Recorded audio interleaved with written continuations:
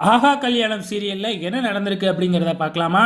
So இப்போ வந்து பார்த்தீங்கன்னா, ஐஸ்வர்யா வந்து இந்த கௌதமோட பிளான் என்ன அப்படிங்கிறதே தெரியாம, தான் பெரிய ஹீரோயினா ஆகப்போறோம் அப்படிங்கிற மதப்புல போய் சிக்கிக்கிட்டாங்க.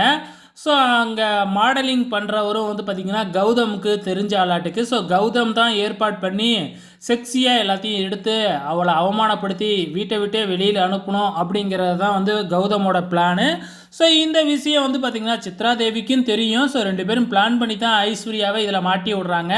ஆனா, அதெல்லாம் தெரியாம இந்த ஐஸ்வர்யா வந்து பார்த்தீங்கன்னா, அப்படியே மன்மதையில மறந்துகிட்டு இருக்கிறாங்க.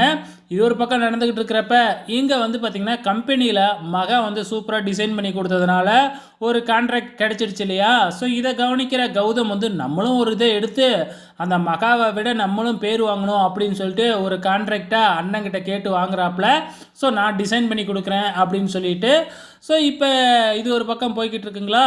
ஸோ இங்க வந்து நம்ம மகா வீட்டுக்கு போயிருந்தாங்க இல்லையா? அம்மா வீட்டுக்கு. அங்க மகாவ பயங்கரமா கவனிக்கிறாங்க. அங்க அவங்க அம்மா சாப்பாடுலாம் ஆக்கி போட்டு, ஸோ அதுக்கப்புறம் வந்து பார்த்திங்கன்னா, வீட்டில் எல்லாருமே ரெடியாக இருக்கிறாங்க. ஏன்னா இந்த ஐஸ்வர்யா தான் போகும்பொழுதே பயங்கரமான அலப்பறையை பண்ணிட்டு போயிடுச்சு இல்லையா சூர்யாவோட சித்திக்கிட்ட. ஸோ எல்லாருமே ரெடியாக உட்காந்துருக்காங்க. நம்ம மகாவும் அவங்க அம்மா வீட்டிலேருந்து வராங்க. அக்காவை பார்த்துட்டு அதிர்ச்சி அடைகிறாங்க. என்ன இது கோலம் அப்படிங்கிற மாதிரி கேட்குறாங்க. ஆனால் ஐஸ்வர்யா இருக்குமா சும்மா இருக்குமா, அது வந்து பயங்கரமாக சீனை போட்டுக்கிட்டு, நான் இந்த வயசில் இந்த ட்ரெஸ்ஸெல்லாம் போடாமல் எந்த வயசில் போட போகிறேன் அப்படி இப்படின்னு சொல்லிக்கிட்டு இருக்கு. ஸோ வீட்டில் எல்லாருமே கூடி நின்று திட்டிக்கிட்டு இருக்கிறாங்க. ஐஸ்வர்யா கேட்கவே கேட்காது. ஸோ என்ன நடக்க போகுது அப்படிங்கிறத வெயிட் பண்ணி பார்க்கலாம்.